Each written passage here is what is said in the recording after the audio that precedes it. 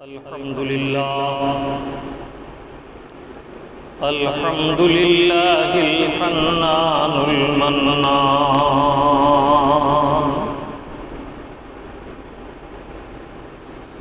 هو الذي أنزل على عبده القرآن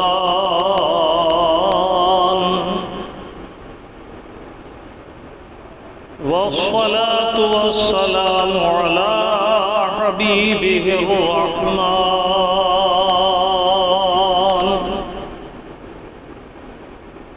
محمد المصطفى صاحب القرآن وعلى آله وصحابه الذين فازوا بالأجر والجنان وعلينا معهم يا عزيز يا رحمن. أما بعد فأعوذ بالله من الشيطان الرجيم. بسم الله الرحمن الرحيم. قل إن صلاتي ونسكي ومحياي ومماتي لله رب العالمين. صدق الله المولانا العظيم وصدق رسوله النبي الأمين الكريم ونحن على ذلك ما قال من الشاهدين والشاكرين والحمد لله رب العالمین. سب سے پہلے انتہائی ادب و محبت کے ساتھ بارگاہ نبی اور آل نبی میں درود پاک کی نظر محبت پیش کیجیے. اللہم صلی علی سیدنا و شفیعنا و نبینا و مولانا محمد وعلی آل سیدنا و مولانا محمد كما تحب وترضى بأن تصلي عليك صلاة وسلام عليك يا سيدي يا رسول الله وعلى آلك وأصحابك يا حبيب الله. ایک مرتبہ اور والہانہ انداز میں درود پاک پیش کیجیے. صلی اللہ علی النبی الأمی وآلہ صلی اللہ علیہ وسلم صلاة وسلام عليك يا سيدي يا رسول الله وعلى آلك وأصحابك يا حبيب الله. اے مسلمان سن یہ نقطہ درس قرآنی میں ہے. اے مسلمان سن یہ نقطہ درس قرآنی میں ہے. عظمت اسلام و مسلم صرف قربانی میں ہے. زندگی جاوداں مومن کی قربانی میں ہے. زندگی جاوداں مومن کی قربانی میں ہے. لذت آب و بقا تلوار کے پانی میں ہے. حبیبی یا رسول اللہ میں تو مالک ہی کہوں گا کہ ہو مالک کے حبیب. میں تو مالک ہی کہوں گا کہ ہو مالک کے حبیب. یعنی محبوب و محب میں نہیں میرا تیرا. فرش والے تیری شوکت کا علو کیا جانے. فرش والے تیری شوکت کا علو کیا جانے. خسرواش پہ اڑتا ہے پھریرا تیرا. درود پاک پھر دہرائیں. صلی اللہ علی النبی الأمی وآلہ صلی اللہ علیہ وسلم صلاۃ و سلام علیک یا سیدی یا رسول اللہ وعلی آلک واصحابک یا حبیب اللہ. یہ ماہ مبارک اسلامی سال کا آخری مہینہ ہے اور اس مبارک مہینے کا نام ذی الحجۃ المکرمہ ہے. اسی مبارک مہینے میں حج جیسا محترم بالشان فریضہ ادا کیا جاتا ہے. اسلام کی ابتدا باعتبار مہینے کے اسلامی سال کی ابتدا محرم الحرام سے ہوتی ہے اور محرم الحرام بھی حرمت والا مہینہ ہے اور یہ بھی ایک عظیم قربانی کی یادگار اپنے اندر لیے ہوئے ہے۔ اور اسلامی سال کا آخری مہینہ یہ ذی الحجۃ المکرمہ ہے، اور یہ بھی اپنے اندر ایک عظیم الشان قربانی کی یادگار لیے ہوئے ہے۔ خطبہ مسنونہ کے بعد جس آیت بینہ کی تلاوت کا میں نے شرف حاصل کیا، کچھ دیر اس آیت پاک سے اکتساب فیض کریں گے۔ اللہ رب العزت حق کہنے، حق سننے اور استقامت کے ساتھ حق پر عمل کی توفیق عطا فرمائے۔ آج کی گفتگو میں مجھے قربانی سے متعلق کچھ معروضات پیش کرنے ہیں۔ آپ کا پیارا رب عز و جل ارشاد فرما رہا ہے، قُلْ إِنَّ صَلَاتِي وَنُسُكِي وَمَحْيَايَ وَمَمَاتِي لِلَّهِ رَبِّ الْعَالَمِينَ۔ اے محبوب پاک آپ فرمائیے کہ بے شک میری نماز اور میری قربانی، میری حیات اور میری ممات، میری زندگی اور میری موت سب اللہ رب العالمین کے لیے ہے۔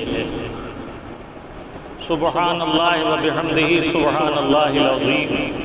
اللہ رب العزت نے اس مبارک آیت طیبہ میں 4 امور کا ذکر فرمایا: نماز، قربانی، موت اور زندگی، اور اس کے بعد ارشاد فرمایا للہ رب العالمین، یعنی اللہ رب العالمین کی بارگاہ میں کمال اخلاص کے ساتھ تمام اعمال صالحہ کے ساتھ ساتھ اپنی حیات و ممات کو بھی اسی کی طرف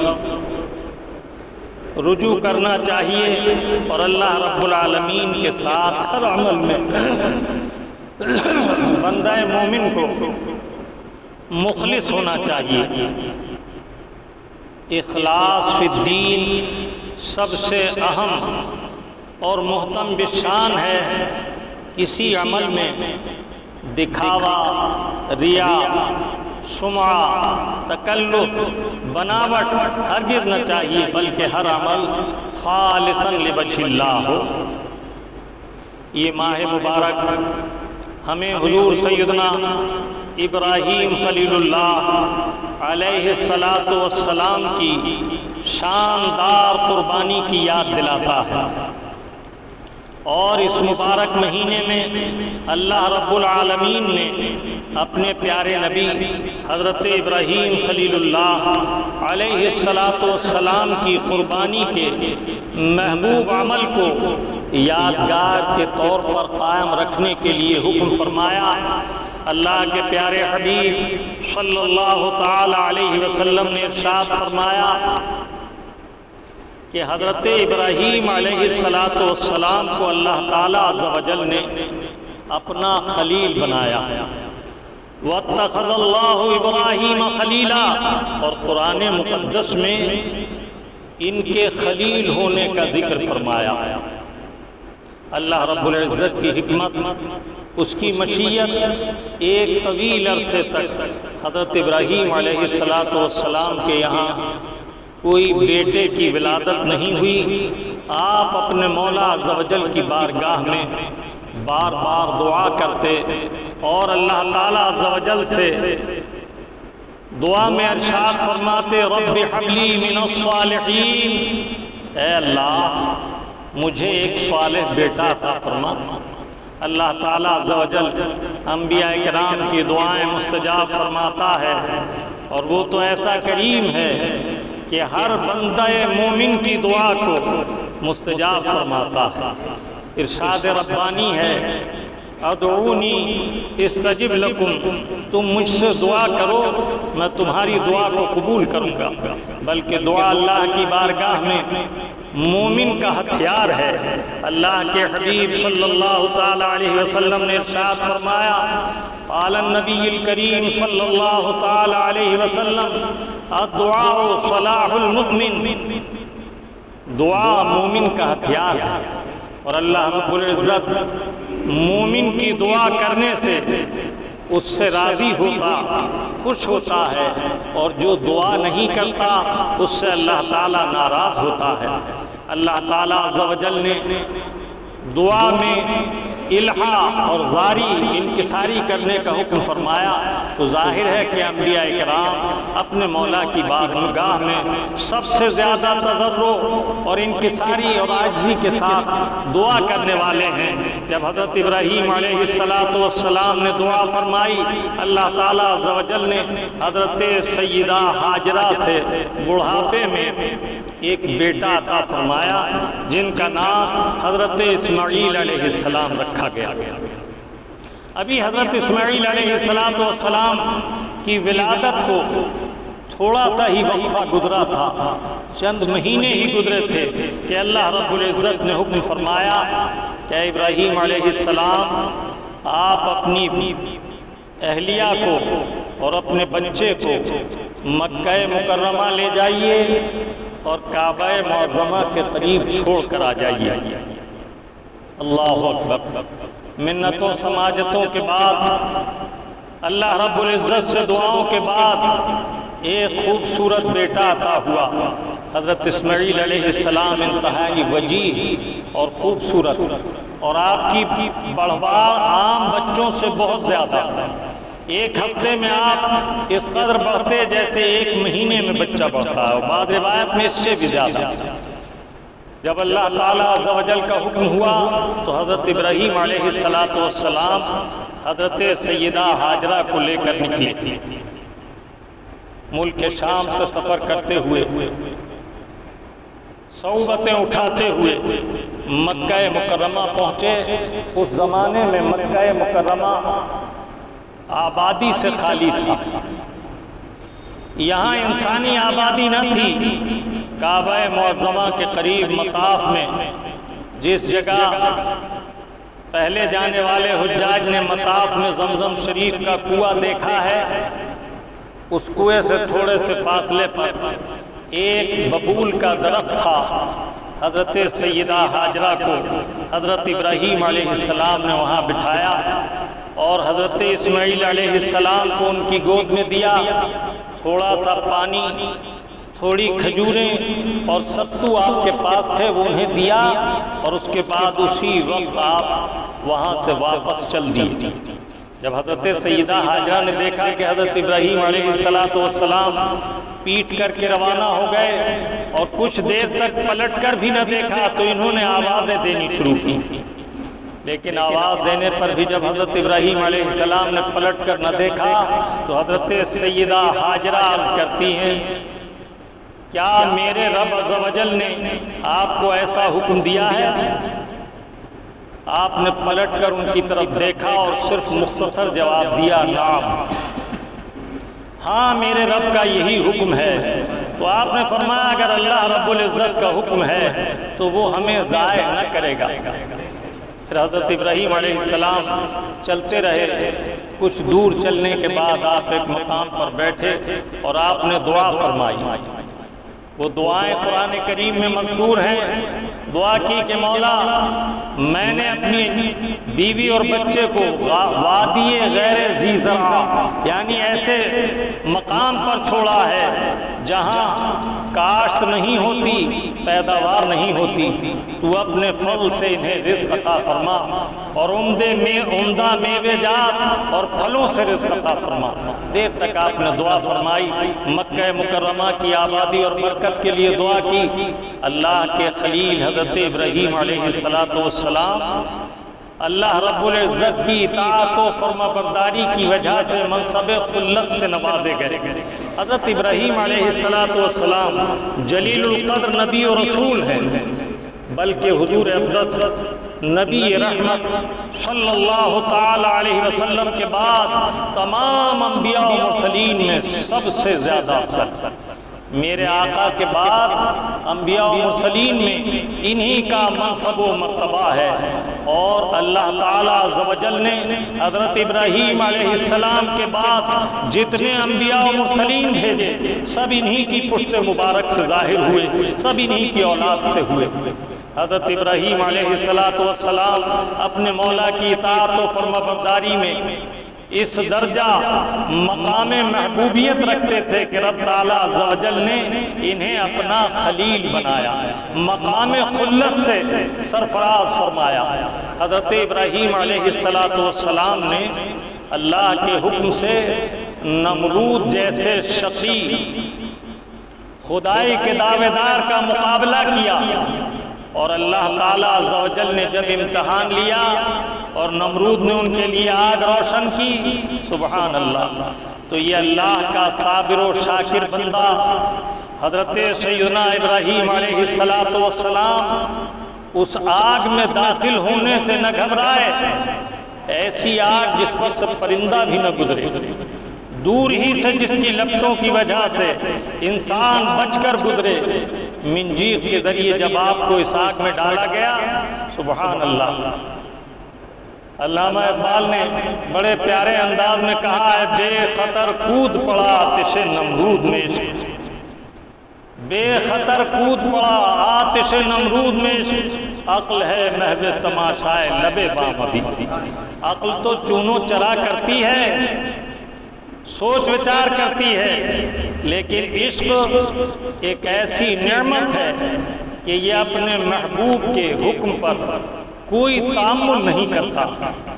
حضور سیدنا اعلیٰ حضرت عظیم البرکت علیہ رحمت و رضوان ایک شعر میں فرماتے ہیں، اے عشق تیرے صدقے جلنے سے چھٹے سستے، اے عشق تیرے صدقے جلنے سے چھٹے سستے، جو آگ بجھا دے گی وہ آگ لگائی ہے۔ اس آگ سے مراد عشق الہی کی آگ، عشق مصطفیٰ کی آگ ہے جو قلب میں روشن ہوتی ہے۔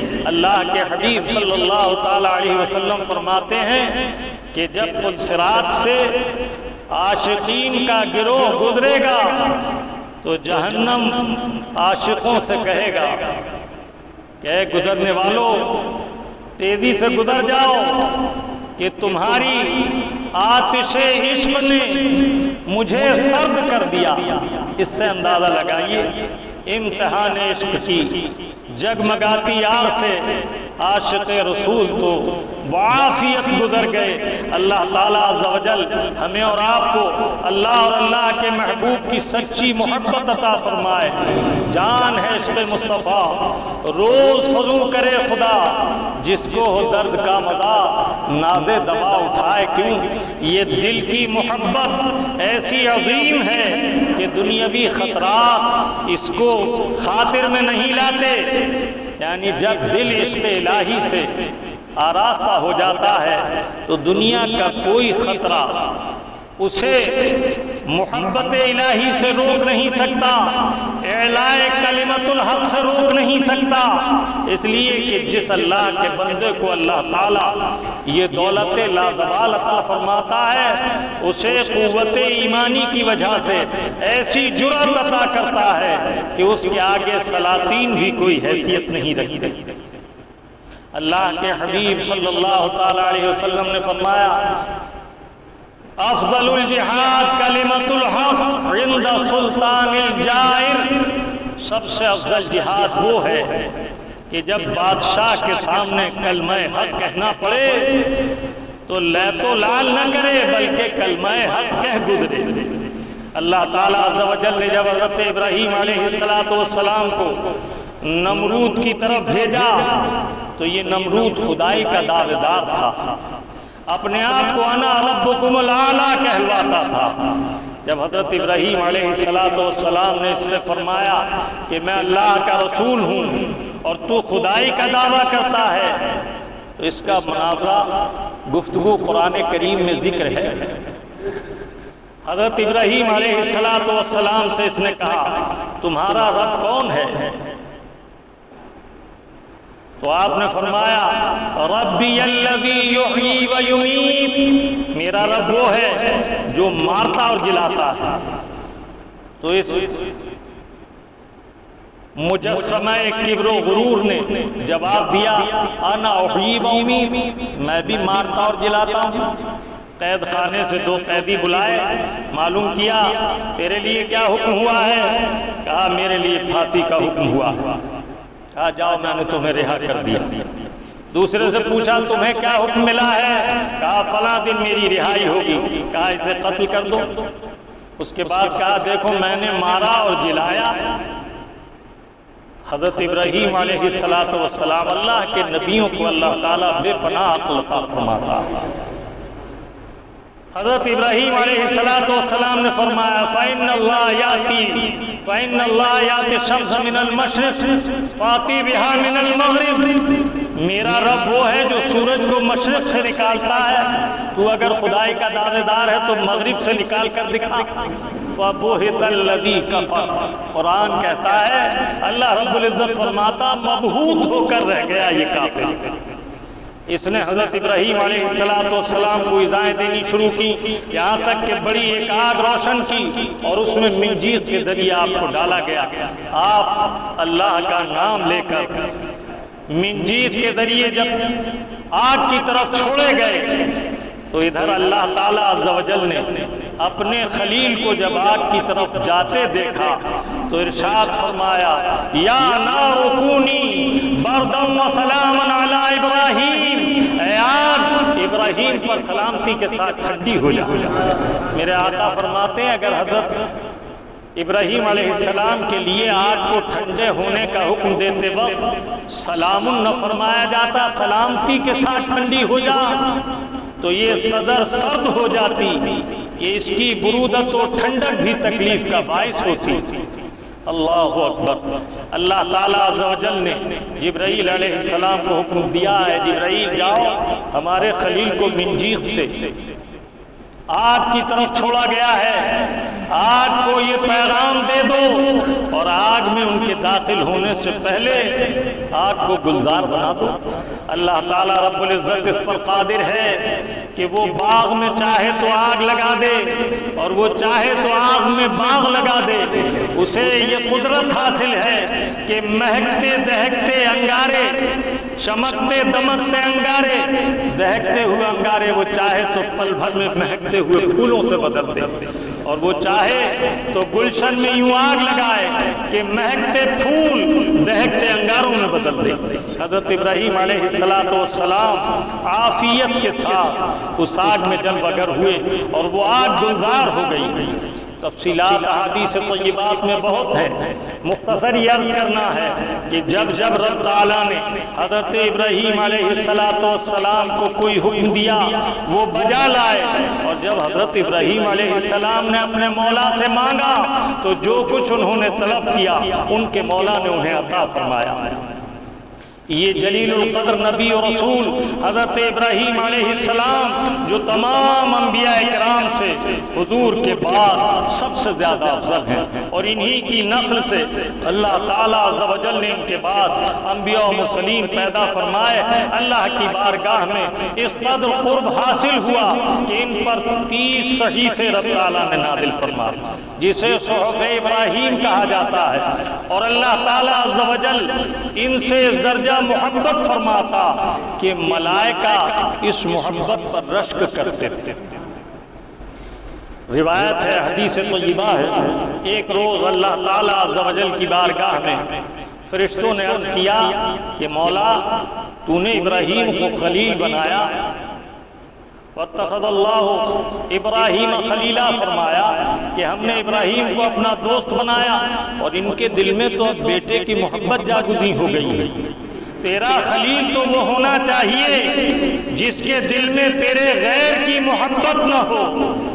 اللہ تعالیٰ عز و جل نے ملائکہ پر حضرت ابراہیم علیہ السلام کا امتحان لے کر یہ ظاہر فرمایا کہ اللہ کے محبوب دنیاوی کسی نعمت سے، دنیاوی کسی شوکت سے، دنیاوی کسی چیز سے ہرگز اللہ کے مقابلے محبت نہیں کرتے۔ ان کی محبت اللہ کی رضا کے ساتھ ہوتی ہے۔ رب تعالیٰ عز و جل چاہتا ہے، جب چاہتا ہے امتحان لیتا ہے تو وہ محبت اللہ کی محبت پر قربان ہو جاتی ہے۔ اللہ تعالیٰ عز و جل نے حضرت ابراہیم علیہ السلام کا امتحان لیا، ایسا امتحان جسے خود اللہ رب العالمین نے ان ہوا بے شک وہ لبلاء مبین، بڑی عظیم ابتلا کا امتحان تھا۔ حق یہ ہے جو جس شان کا ہوتا ہے اس کا ویسا ہی امتحان ہوتا ہے۔ حدیث طیبہ میں ہے علاطایا علی قدر البلایا، جیسے امتحانات ہوتے ہیں ویسی ہی عطائیں ہوتی ہیں۔ اللہ تعالیٰ عز و جل نے ملائکہ سے فرمایا کہ دیکھو ہمارا خلیل ہم سے محبت کرتا ہے اور ہمارے غیر کی محبت ہمارے حکم کی تابع ہے۔ اب حکم فرمایا ابراہیم علیہ السلام کو۔ حدیث طیبہ میں ہے کہ جب حضرت ابراہیم علیہ السلام، ذہن حاضر رکھیے، جب حضرت ابراہیم علیہ السلام حضرت سیدہ ہاجرہ اور اسماعیل علیہ السلام کو مکہ مکرمہ میں چھوڑ کر تشریف لے آئے تو اللہ تعالیٰ عز و جل نے اپنے فضل سے ان کی حفاظت فرمائی۔ جب کھجوریں ختم ہوئیں، ستو ختم ہوئے، پانی ختم ہوا، یہاں تک کہ بھوک اور پیاس کی وجہ سے آپ کے پستان خشک ہو گئے تو سیدہ ہاجرہ ننھے حضرت اسماعیل علیہ السلام کے لیے بے قرار ہو گئیں اور حضرت اسماعیل علیہ السلام کے لیے پانی کی تلاش میں صفا اور مروہ پہاڑ کی طرف گئیں۔ پہلے آپ صفا پر گئیں، پھر مروہ کی طرف گئیں، اور جب صفا و مروہ کے درمیان کا حصہ جو گہرا تھا نیچا ہو جاتا، جہاں سے کعبہ معظمہ اور حضرت اسماعیل علیہ السلام نظر نہیں آتے تو اس جگہ سے تیزی سے دوڑ کر گزرتے۔ آج بھی حجاج جو صفا مروہ کی سعی کرتے ہیں اللہ کی اس محبوب بندی کی نقل کرتے ہیں۔ محبوبوں کی ادائیں اللہ رب العزت کو محبوب ہیں، ان کی اداؤں کی نقل تمہاری اور ہماری عبادت بنا دی گئی۔ تم میرے محبوب بندوں کی اداؤں کی نقل کرو، میں تمہارے گناہ بخش دوں گا۔ تم میرے محبوب بندوں کے عمل کی نقل کرو، ان کی اطاعت کرو، میں تمہاری عبادت قبول کر لوں گا۔ سبحان اللہ۔ اللہ تعالیٰ عز و جل کو یہ محبوب ادا اتنی پسند آئی کہ قرآن کریم میں نہ صرف اپنی اس محبوب بندی کی اس ادا کو محفوظ کیا بلکہ صفا و مروہ کو اپنی نشانیوں اور آیات سے ذکر فرمایا۔ ان الصفا والمروہ من شعائر اللہ فمن حج البیت او اعتمر فلا جناح علیہ ان یطوف بہما ومن تطوع خیرا فان اللہ شاکر علیم۔ بے شک صفا اور مروہ اللہ کی نشانیوں میں سے ہے، تو جو شخص حج کرے یا عمرہ کرے تو اسے حرج نہیں کہ وہ صفا و مروہ کی سعی کرے، اس لیے کہ اللہ تعالیٰ حسن عمل کرنے والوں اور شکر گزاروں کے اجر کو ضائع نہیں کرتا۔ اللہ تعالیٰ نے اسے بہترین عمل قرار دیا۔ حدیث طیبہ میں ہے صفا و مروہ کی سعی کرنے پر بندہ مومن کو ایسا اجر و ثواب ملتا ہے گویا اس نے 70 غلام آزاد کیے۔ سبحان اللہ وبحمدہ سبحان اللہ العظیم۔ حضرت ہاجرہ پانی تلاش کرتی رہی یہاں تک کہ آپ کو ایک سرسراہٹ کی آواز سنائی دی۔ آپ نے جب حضرت اسماعیل علیہ السلام کو مروہ کی بلندی سے دیکھنا چاہا تو محسوس کیا کہ کوئی بادل کا ٹکڑا ان کے اوپر چھایا ہوا ہے۔ دوڑی ہوئی آئیں، مبادا کوئی شے انہیں تکلیف نہ دے۔ دیکھا تو ایک ابر کا ٹکڑا ہے اور حضرت اسماعیل علیہ السلام ایڑیاں رگڑ رہے ہیں، ایڑیاں مار رہے ہیں، اور ان کی ایڑیوں کے چشمے ایڑیوں کے مقام سے ایک پانی کا چشمہ پھوٹ رہا ہے۔ آپ نے جب اسے دیکھا چاروں طرف باڑ لگائی اور اس پانی سے فرمایا جم جم۔ یہ سریانی زبان کا لفظ ہے، اس کے معنی ہے تھم تھم۔ میرے آقا فرماتے ہیں اگر اللہ کی بندی حضرت ہاجرہ نے باڑ لگا کے اسے نہ روکا ہوتا کہ ان کے باڑ لگانے سے یہ کنواں بن کر رہ گیا، اگر وہ نہ روکتی تو یہ دور تک سمندر کی طرح بہہ جاتا۔ سبحان اللہ۔ لیکن آپ نے خیال فرمایا مبادا یہ پانی بہہ نہ جائے، میں اس سے اپنی ضرورت کا استفادہ کروں گی۔ جب یہ پانی یہاں ظاہر ہو گیا، اس مبارک پانی کے بارے میں میرے آقا فرماتے ہیں خیر و میائن علی وجہ الارض الماء زمزم، بہترین پانی روئے زمین پر زمزم شریف ہے۔ اسی طرح ایک حدیث طیبہ میں فرماتے ہیں الماء الزمزم لما شرب لہ، زمزم شریف ایسا پانی ہے جس نیت خیر سے پیو اللہ وہی نیت پوری کر دیتا ہے۔ اللہ توفیق دے تو حجاج کرام اور معتمرین کبھی ایمان کی سلامتی کے لیے پئیں، کبھی ایمان پر خاتمہ بالخیر کی نیت سے پئیں کہ حدیث طیبہ میں العبرۃ بالخواتیم، اعتبار تو خاتمے کا ہے، ایمان پر خاتمہ ہوا تو کامیاب ہیں، اور اگر خدا نہ کرے ایمان کا دامن ہاتھ سے گیا تو سب اکارت و برباد۔ میرے آقا صلی اللہ تعالیٰ علیہ وسلم نے فرمایا زمزم جس نیت سے پیو اللہ پوری کرتا ہے، اس میں اللہ تعالیٰ نے مائیت بھی رکھی ہے، یہ پانی کی ضرورت بھی پوری کرتا ہے، اور اس میں غذائیت بھی رکھی ہے، یہ غذا کی ضرورت بھی پوری کرتا ہے، اور اس میں شفا بھی رکھی ہے کہ یہ مریضوں کے لیے باعث شفا ہے، اور اس میں برکت بھی رکھی ہے کہ یہ ہم سب کے لیے باعث برکت ہے۔ میرے آقا نے فرمایا دو چیزیں کافر کو مت دو، ایک زمزم شریف اور ایک قربانی کا گوشت۔ تو میں عرض کر رہا تھا کہ حضرت ابراہیم علیہ السلام حدیث طیبہ میں ہے کہ جب تشریف لے آئے تو حضرت اسماعیل علیہ السلام بہت تیزی کے ساتھ بڑھے اور بہت خوبرو نوجوان ہو گئے۔ چند دن کے بعد ایک قافلہ آیا بنو جرہم کا، انہوں نے جب پانی یہاں پایا، دور سے پرندے اڑتے دیکھے تو انہوں نے آ کے عرض کیا کہ آپ اس پانی کی والی ہیں، اگر آپ اجازت دیں تو ہم بھی یہاں ٹھہر جائیں۔ آج کل کا کوئی ہوتا تو کہتا کہ میاں پانی تو بڑا قیمتی ہے اس جگہ پر، میں تمہیں کیسے ٹھہراؤں، لیکن ان اللہ کی محبوب بندی نے اجازت دے دی، اور حضرت اسماعیل علیہ السلام کی برکت سے، سیدہ ہاجرہ کی برکت سے وہاں آبادی ہوئی۔ سب سے پہلا جو قبیلہ مکے میں آباد ہوا وہ خاندان قبیلہ بنو جرہم ہے۔ اللہ تعالیٰ عز و جل کے فضل سے جب حضرت اسماعیل علیہ السلام 7 سال کے تھے تو ایسا معلوم ہوتا تھا گویا 14 برس کے ہیں، یہاں تک کہ بعض روایات میں قربانی کا وقت 7 سال اور بعض نے 13 سال اور بعض نے 14 سال ذکر کیا۔ بہرحال حضرت اسماعیل علیہ السلام کی یہاں پرورش ہو رہی ہے، ادھر ابراہیم علیہ السلام ان کے حال احوال کے لیے اللہ کے حکم سے ان کے قریب آتے ہیں، پھر ملک شام سے سفر کر کے جب یہاں تشریف لائے بہت مسرور ہوئے۔ یہی وہ وقت ہے کہ ملائکہ نے حضرت اسماعیل علیہ السلام کو محبت سے قریب بیٹھے ہوئے دیکھ کر رب تعالیٰ سے عرض کیا تیرا خلیل اور غیر کی محبت دل میں۔ رب تعالیٰ نے اسی وقت امتحان کا فیصلہ فرمایا۔ حدیث طیبہ میں ہے 7 ذی الحجہ کی رات کو، یعنی 8ویں شب میں ابراہیم علیہ السلام نے خواب دیکھا کہ کہنے والا کوئی پکار کر کہہ رہا ہے کہ اے ابراہیم اللہ کے لیے قربانی کرو۔ 8 ذی الحجہ کو آپ اٹھے، آپ نے 100 اونٹ قربان کی۔ پھر اس کے بعد 9ویں شب میں جب آپ سوئے تو پھر آپ نے خواب میں دیکھا کہ کہنے والا کہہ رہا ہے اے ابراہیم خلیل اللہ کے لیے قربانی کرو۔ آپ نے اٹھ کر 200 اونٹ صبح کو ذبح کی۔ اللہ کے نبی کو اللہ تعالیٰ نے کیسی وسعتیں اور برکتیں عطا کی ہیں، اس ایک بات سے اندازہ کرو 200 اونٹ ایک میدان بھر جائے گا۔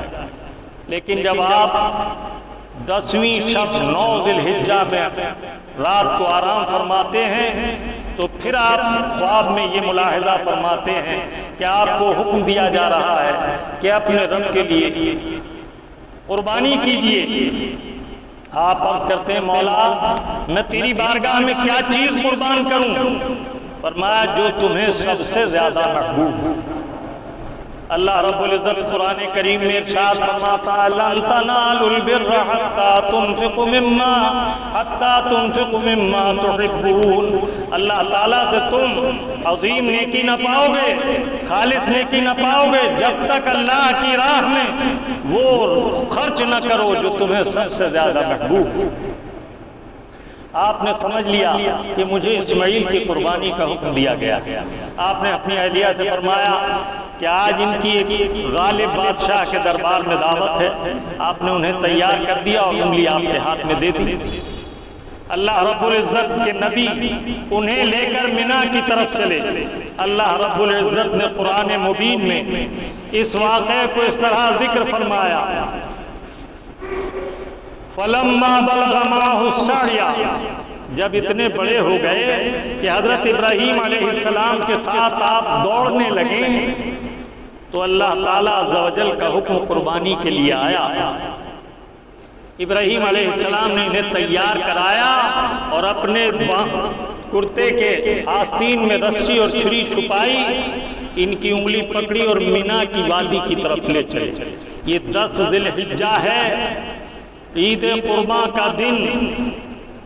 آپ جب مینا میں پہنچے تو آپ نے اپنے شہزادے سے مخاطب ہو کے فرمایا، قال یا بنی انی ارا فی المنام انی اذبحک، اے میرے بیٹے میں نے خواب میں یہ دیکھا ہے کہ میں تمہیں ذبح کر رہا ہوں اللہ کے حکم سے، فانظر ماذا تری، تو اے بیٹے اب آپ بتاؤ آپ کی کیا رائے ہے. سبحان اللہ. حضرت اسماعیل علیہ السلام جب یہ سنتے ہیں تو عرض کرتے ہیں، قال یا ابت افعل ما تؤمر ستجدونی ان شاء اللہ من الصابرین. اے میرے والد بزرگوار، آپ وہ کام کیجئے جس کا حکم دیا گیا ہے، انشاءاللہ آپ مجھے صبر کرنے والا اور صابر پائیں گے. سبحان اللہ. جب آپ نے یہ بات کہہ دی، حضرت ابراہیم علیہ السلام نے قربانی کا ارادہ کیا تو حضرت اسماعیل علیہ السلام نے عرض کیا، ابا جان میری چند باتیں ملاحظہ فرما لیں، سماعت فرما لیں. جب آپ مجھے ذبح کریں تو اپنی آنکھوں پر پٹی باندھ لیں. مبادا آپ کے سینے میں باپ کا دل ہے، میری صورت دیکھ کر کہیں آپ کے ہاتھ لرزش نہ کریں، ٹھہر نہ جائیں. اور دوسری بات یہ عرض کرنا ہے کہ میرے ہاتھ پاؤں رسی سے مضبوط کس کے باندھ لیں، مبادا میں تڑپ کر آپ کے ہاتھوں سے چھوٹ نہ جاؤں. اور تیسری بات یہ عرض کرنی ہے کہ میری قربانی کا واقعہ میری والدہ سے ذکر مت کرنا کہ وہ ماں کا دل رکھتی، کہیں ایسا نہ ہو کہ صدمے سے انہیں زیادہ تکلیف پہنچے. سبحان اللہ. اس کے بعد یہ اللہ اکبر کہہ کے ان کے زانوں کے قریب جھک جاتے ہیں. اب حضرت ابراہیم علیہ السلام نے ان کے ہاتھ رسی سے باندھے، اپنی آنکھوں پر پٹی باندھی. یہ منظر ملائکہ دیکھ رہے ہیں، آسمان نے اس سے پہلے کبھی ایسا منظر نہ دیکھا تھا. فلما اسلما وتلہ للجبین، جب یہ دونوں اپنے رب کے حکم پر گردن جھکا دیتے ہیں اور حضرت اسماعیل علیہ السلام کو پیشانی کے بل ایک پتھر پر لٹا دیتے ہیں، تو اب کیا ہوتا ہے، وَنَادَيْنَاهُ أَن يَا إِبْرَاهِيمُ. اللہ رب العزت فرماتا ہے اس منظر پر ہم نے ابراہیم کو پکارا کہ اے ابراہیم قد صدقت الرؤیا، تم نے اپنا خواب سچا کر دکھایا. انا کذالک نجزی المحسنین، ہم ایسا ہی بدلہ دیتے ہیں احسان کرنے والوں کو. پھر اللہ رب العزت فرماتا ان ھذا لہو البلاء المبین، بے شک یہ بہت بڑا ابتلاء اور بہت عظیم امتحان تھا. پھر اللہ تعالیٰ نے کیا کیا، وَفَدَيْنَاهُ بِذِبْحٍ عَظِيمٍ. اللہ تعالیٰ نے جبرائیل علیہ السلام سے فرمایا کہ جاؤ اے جبرائیل، آسمان نے وہ منظر دیکھا جو کبھی نہ دیکھا تھا. ہمارے ابراہیم امتحان میں کامیاب ہو گئے. جنت سے دمبا لے جاؤ، اسماعیل کی جگہ لٹا دو اور ان کے ہاتھ پاؤں کھول کر انہیں اپنے مقام سے اٹھا دو. ایسا ہی ہوا کہ وہاں دمبا لٹا دیا گیا. وَتَرَكْنَا عَلَيْهِ فِي الْآخِرِينَ. اللہ فرماتا ہم نے ان کا یہ یادگار واقعہ قیامت تک آنے والوں کے لیے باقی رکھا. سلام علی ابراہیم، رب فرماتا ہے سلام ہو حضرت ابراہیم علیہ السلام کی عظمتوں. سبحان اللہ، یہ قرآن کریم کی چند آیات سے مختصر ذکر میں نے کیا۔ اللہ تعالیٰ عز و جل کے نبی صلی اللہ علیہ وسلم فرماتے ہیں جب آپ نے چھری چلائی تو چھری نے آپ کے گردن کا رونگٹا بھی نہ کاٹا، آپ نے پھر چھری کو تیز کیا اور اپنے مولا سے دعا کی، مولا میری قربانی قبول فرما۔ ادھر حضرت اسماعیل علیہ السلام رو کر عرض کرتے ہیں مولا میری قربانی قبول فرما۔ اب حضرت ابراہیم علیہ السلام پھر زور سے چھری چلاتے ہیں لیکن حلقوم نہیں کٹتا، آپ پھر چھری کو رگڑنے کے لیے دیکھتے ہیں اور دیکھنے کے لیے پٹی سرکاتے ہیں، لیکن تھوڑی ہی دیر میں آپ پھر پٹی درست کر کے اسے رگڑتے ہیں چھری۔ اس بیچ میں دمبا جنت سے لا کر اسماعیل علیہ السلام کی جگہ لٹا دیا اور حضرت جبرائیل نے ان کے ہاتھ پاؤں کھول کے مقام پر کھڑا کر لیا ان کے سامنے۔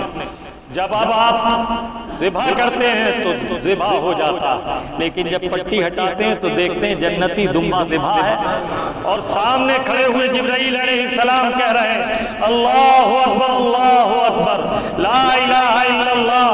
حضرت ابراہیم علیہ السلام فرماتے ہیں اللہ اکبر لا الہ الا اللہ۔ حضرت اسماعیل علیہ السلام فرماتے ہیں اللہ اکبر وللہ الحمد۔ یہی وہ تکبیر ہے جو رب تعالیٰ کو ان محبوب بندوں کی پسند آئی۔ قیامت تک کے مسلمانوں کے لیے واجب ہے کہ 9 ذی الحجہ کی فجر سے 13 کی عصر تک فرض نماز کے بعد ایک بار یہ تکبیر بولنا واجب اور 3 بار بولنا مستحب ہے۔ کیا ہے تکبیر؟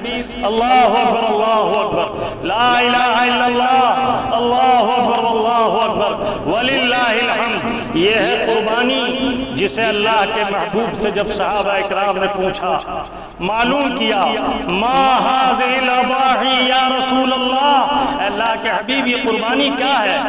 قال رسول اللہ صلی اللہ علیہ وسلم سنت ابیکم ابراہیم، یہ تمہارے باپ حضرت ابراہیم کی سنت ہے۔ سبحان اللہ۔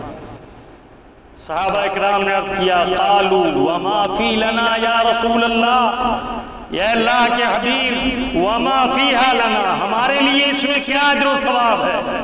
قال رسول اللہ صلی اللہ علیہ وسلم لکل شعرۃ حسنۃ، قربانی کے چھوٹے سے چھوٹے بال کے بدلے بڑی سے بڑی نیکی اللہ تعالیٰ عطا۔ انشاءاللہ الرحمن خاص عید کے دن عید قربان کے مسائل عرض کروں گا۔ اس بیچ میں جن حضرات کو معلوم کرنا ہو وہ معلوم کر لیں۔ جمعے کے بعد کچھ دیر آج یہیں بیٹھوں گا، اس لیے کہ جمعے سے پہلے جمعرات کے دن عید قربان ہے۔ قربانی ہر مسلمان عاقل بالغ مرد اور صاحب نصاب پر اپنی جانب سے واجب ہے۔ اس پر سال مال پر گزرنا ضروری نہیں۔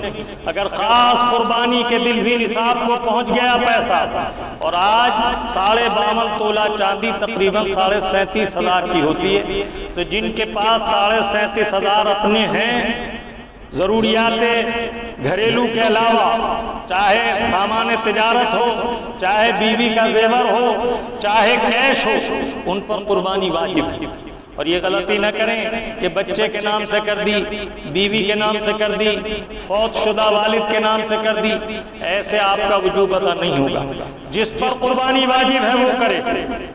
انشاءاللہ الرحمن قربانی سے متعلق احکام میں عید کے دن بھی بیان کروں گا، لیکن جمعے کے بعد بیٹھوں گا۔ جو حضرات قربانی کے مسائل معلوم کرنا چاہیں معلوم کریں۔ اللہ رب العزت ہمیں اور آپ کو اخلاص کے ساتھ قربانی کی توفیق عطا فرمائے۔ وما علینا الا